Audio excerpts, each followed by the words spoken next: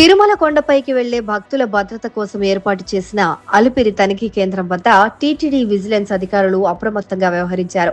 వాహనాల తనిఖీలో భాగంగా ఓ వ్యక్తి వద్ద నుంచి భారీ మొత్తంలో నగదును గుర్తించారు.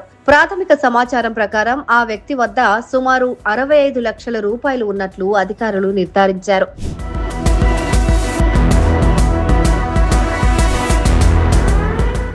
విచారణలో ఆసక్తికర విషయాలు వెలుగులోకొచ్చాయి. తిరుమలలో భక్తుల ద్వారా హుండీకి వచ్చే నాణేలను అంటే కాయిన్స్ ను మార్చుకుని నోట్లుగా తీసుకువెళ్లడం కోసం ఈ భారీ నగదును తీసుకొచ్చినట్లు సదరు వ్యక్తి తెలిపాడు. గతంలో కూడా ఇతడు క్రమం తప్పకుండా 5 నుంచి 10 లక్షల రూపాయలతో కాయిన్స్ మార్చుకోవడానికి వస్తుంటాడని విచారణలో తేలింది.